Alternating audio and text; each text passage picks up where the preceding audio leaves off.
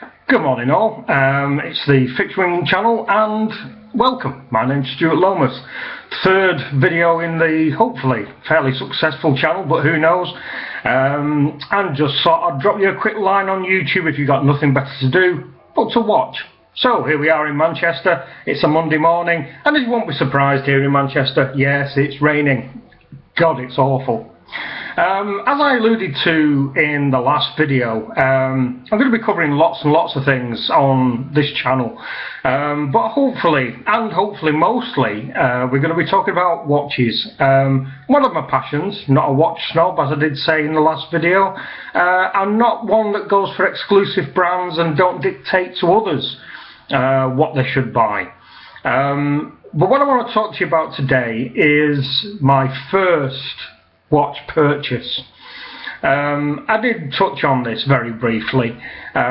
This was back in the late 1970s. I think it was 1978, 79 at a push. I'd left school in 1977. Most of my friends had gone into traditional industries here in Manchester where I live, which was things like heavy engineering and manufacture. I'd taken a slightly different route and went down to the very, very tasking jobs of driving a desk. I'd ended up in a job which I didn't know existed, which was an organisation which were called a freight forwarder. I have no idea what that was at the time, but basically what they did, they imported and exported goods from many organisations around the world into the UK and back out of the UK to other countries, whether that be in Europe or indeed worldwide. Within a couple of years I did quite well and became the sole import agent for two of the largest companies in the world at that time. Massey Ferguson, who made very famous for tractors, and a company based in the US called Ingersoll Rand, who were very, very, very famous indeed for compressors, which you see on construction sites all over the world. When I joined my first freight forwarding company, most of my friends, God bless them, being school leavers at 16, we were all from the back streets of Manchester where all we were expected to be were factory fodder. And most of my friends, God love them, ended up in factories, and they were all earning 15, maybe 16 pounds a week. I know, you're wondering, well, wish I could have got that kind of money. I went in and being a little bit of a brass neck kind of character, and if anybody's watching this from abroad who doesn't know what that means, having a brass neck means you're cheeky. And you're willing to ask for things which really you shouldn't be asking for, but hey, that's me. I asked for £25 a week. £25, can you believe it? So, funnily enough, my first freight forwarding employer agreed. So I got my £25 a week. So eventually, I was £10 a week better off than most of my peers. Now, once I had that enormous sum of money in my pocket, I used to, at those days, use public transport. And I walked past a jeweller's every day. And it's a jeweller's that's been established in Manchester here since early in the 20th century. A lovely, lovely old-fashioned jeweller's. It's still there. It looks the same now as it did in 1925, and it's wonderful.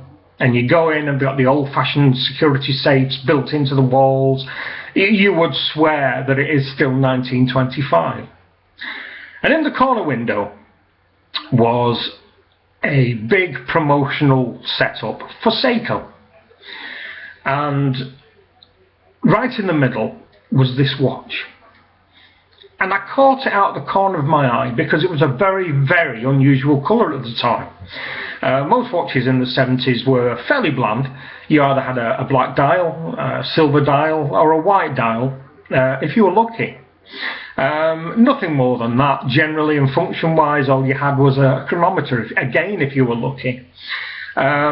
This thing was a great chronometer. It was a chronograph, and it was yellow. It was yellow.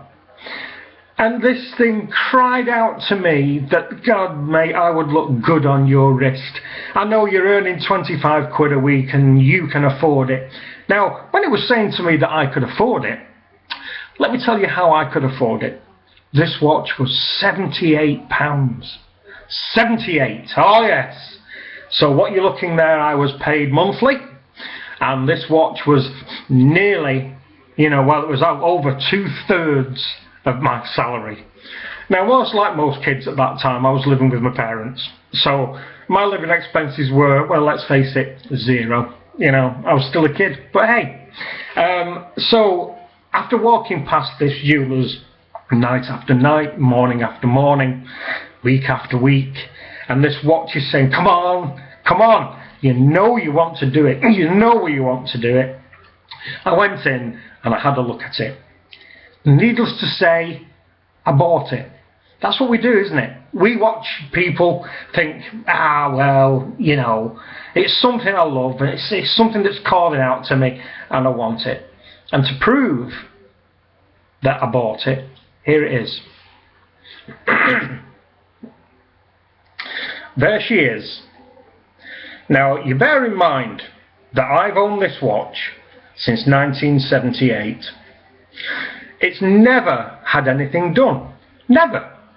I've had it serviced, but I've only had it serviced in the last 3 years, and it's never missed a beat. Never. The crystal is beautiful. There are 1 or 2 little scratches, but what would you expect? The bracelet I've buffed out myself. As I've got older, the bracelet has got a little bit tighter. I wonder why that is. Funny how stainless steel shrinks over the years, but you know, one of those things. The case back still has all visible engravings on of the watch that it is, and it keeps lovely time. It lives on my desk in a twin winder with my Rolex GMT Master 1. Both of these will never leave my person. I'm hoping that this will be passed down to the children, and they will pass it down to their children. I'll tell you a little bit about it. Apparently, and I didn't know this till I did a little bit of research, this is called the Pogue Pepsi chronograph. Obviously because of the Pepsi dial, the blue and the red.